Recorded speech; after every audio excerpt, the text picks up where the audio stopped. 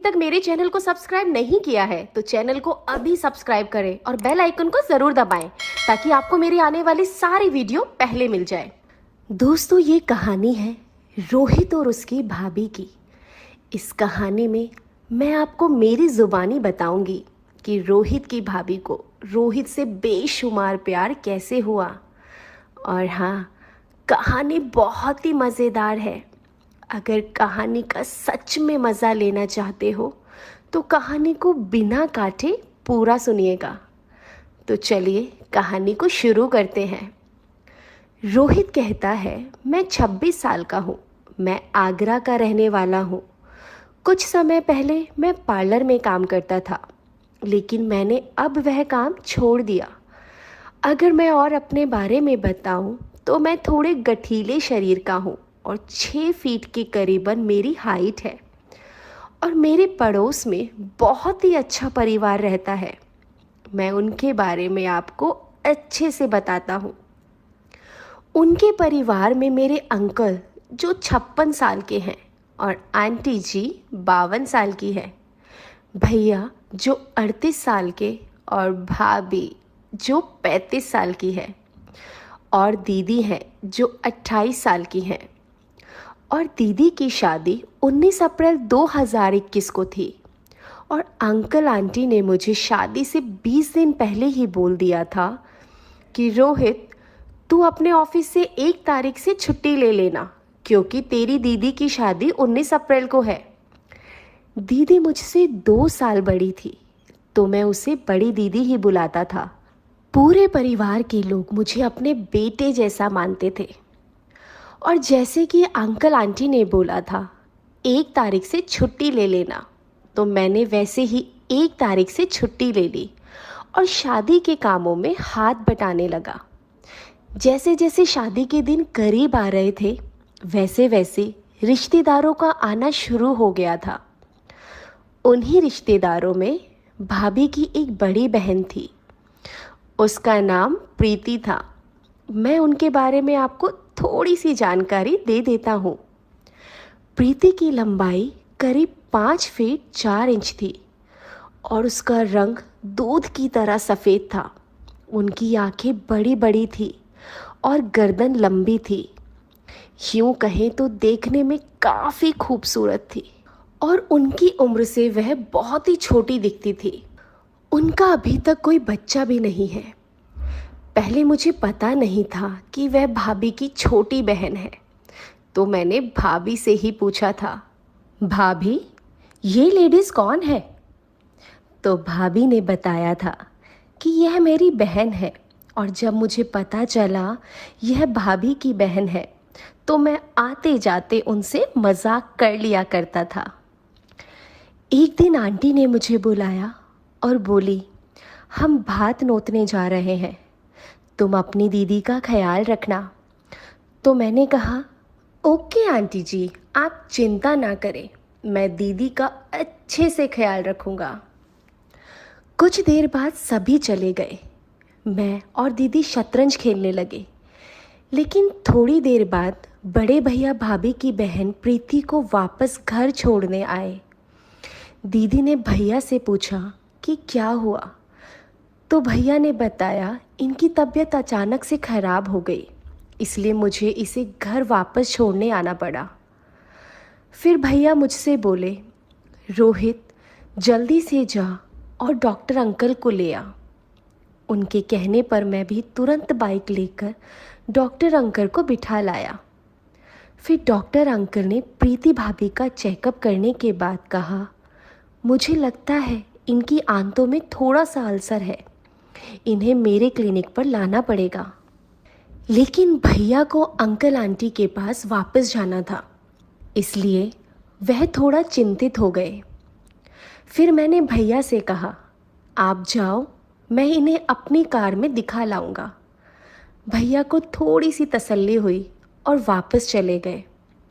फिर मैं अपनी कार में प्रीति भाभी को डॉक्टर के पास ले गया और दीदी को बोल दिया था कि वह अंदर से दरवाज़ा बंद कर ले। डॉक्टर ने क्लिनिक पर प्रीति भाभी के सभी टेस्ट किए और बताया इनकी सभी रिपोर्ट्स अगले दिन मिल जाएगी। फिर मैंने डॉक्टर से पूछा कि क्या मैं भाभी को घर ले जा सकता हूँ। तो डॉक्टर ने कहा हाँ, ले जाइए।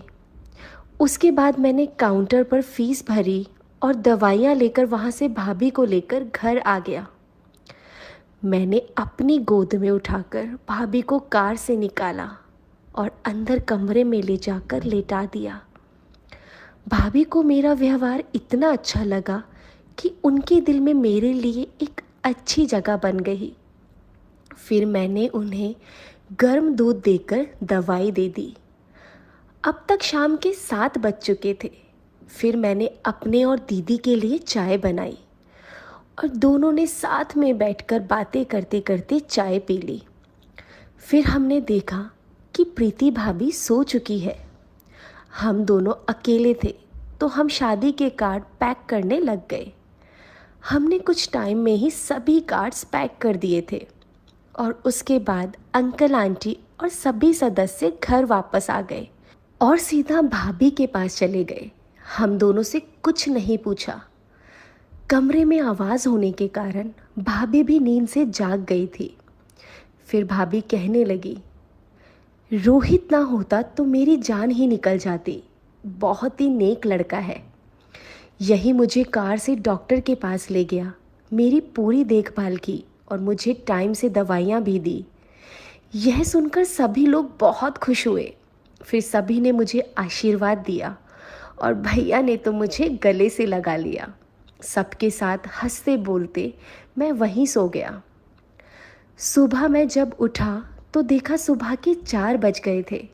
मैंने भाभी को जगाया कि वह अपना दरवाज़ा बंद कर ले, क्योंकि मैं अपने घर जा रहा हूँ। हालांकि उस दिन संडे था तो उस दिन मेरे धंधे की छुट्टी भी थी। भाभी पूछने लगी, रोहित इतनी सुबह तो कहाँ जा रहा है? मैंने भाभी को बताया, भाभी मैं इतने दिन से यही हूँ, मेरे घर पर धूल मिट्टी हो गई होगी, मुझे घर की सफाई करनी पड़ेगी। वैसे भी मैं कई दिनों से अपने धंधे पर नहीं गया हूँ। आपको तो पता ही है मेरा धंधा क्या है। अगर काम नहीं करूँगा तो कैसे चलेगा? फिर भाभी ने पूछा, तुम कितने बजे फ्री होगा? मैंने कहा 11 बजे फ्री हो जाऊँगा। अगर आपको कोई काम हो तो आप बता दीजिएगा। भाभी बोली, तू पहले फ्री होकर आ, फिर बताऊँगी। मैं ओके बोलकर अपने घर आ गया। सबसे पहले मैंने अपने क्लाइंट को यह बताने के लिए फ़ोन किया कि मैं 19 अप्रैल तक किसी को भी सर्विस नहीं दे पाऊँगा। वो बोलने लगी कि क्या रोहित, हम पर इतना जुल्म क्यों कर रहे हो? यहाँ मैं बहुत बोर फील कर रही हूँ और ऊपर से तुम कह रहे हो 19 अप्रैल तक काम नहीं करोगे। फिर बोली, तुम एक काम करो, तुम आज मेरे घर आ जाओ। आज मैं घर पर अकेले हूँ। तुम जितने पैसे मांगोगे मैं उतने पैसे दूंगी। तो मैंने कहा, चलो ठीक है, तुम इतना बोल रही हो तो मैं आ जाता हूँ। मैंने कपड़े बदलकर बाइक उठाई और उनके घर चला गया। वो मेरा अपनी एक सहेली के साथ बड़ी ही बेसब्री से इंतज़ार कर रही थी। उसकी सहेली मुझे कुछ ज़्यादा ही छोटी लग रही थी। मैंने पूछ ही लिया, ये कौन है? उसने बताया, ये लड़की मेरी एक तरह से सहेली ही है। बेशक इसकी उम्र कम है, लेकिन मेरी और इसकी बातें बहुत ज़्यादा मिलती है, इसलिए तुम भी इसे सहेली ही मानो। इसने आज तक कभी भी ऐसा कुछ नहीं किया है। मैंने कहा, बस बस मैं समझ गया। फिर मैंने दोनों ने जो बोला, जैसे बोला वैसे ही काम किया और 1 बजे मैं अपने घर वापस आने लगा।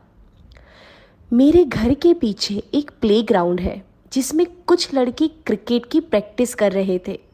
उन्होंने मुझे रोक लिया और बोले, यार रोहित, हमारे साथ क्रिकेट खेलो ना। उनका ज़्यादा आग्रह करने पर मेरा मन कर गया, क्योंकि बहुत दिनों से शादी के कामों में बिजी था तो क्रिकेट नहीं खेल पाया था। इसलिए मैंने उन्हें कहा, मैं घर बाइक खड़ी करके आता हूँ, फिर मैं ग्राउंड में वापस आ गया, लेकिन कुछ टाइम बाद मुझे टॉयलेट के लिए वॉशरूम जाना था, लेकिन वहाँ कोई वॉशरूम नहीं था।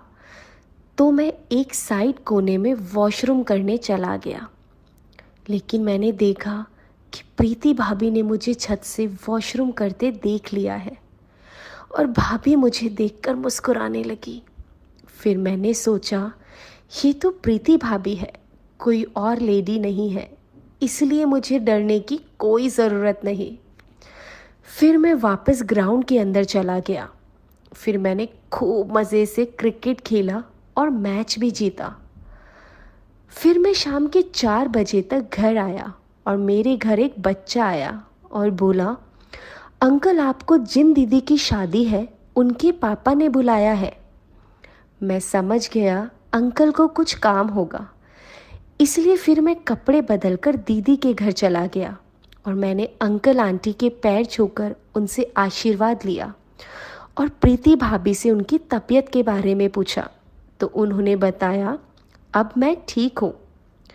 फिर मुझे अंकल ने अंदर कमरे में आने को बोला और बोला, बेटा ये कुछ कार्ड्स बांटने हैं, तो तुम कल सुबह अपने भैया के साथ जाकर ये कार्ड्स बांट देना। मैंने कहा, जी अंकल आप चिंता ना करें, मैं सभी कार्ड्स बांट दूंगा। तभी प्रीति भाभी चाय बनाकर ले आई और वापस किचन में चली गई। लेकिन जब मैंने किचन की ओर देखा तो प्रीति भाभी मुझे ही देख रही थी और मेरे देखने पर वह मुस्कुराने लगी और मैं ये सोचने लगा कि ये ख्वाब है या हकीकत। प्रीति भाभी मुझे दिन में ही लाइन दे रही थी। मैं सोच भी नहीं सकता था भाभी मुझे पसंद करने लगेगी। अब मुझे लगने लगा कि किसी ने हमें ऐसे देखते हुए देख लिया तो बिल्कुल भी अच्छा नहीं लगेगा।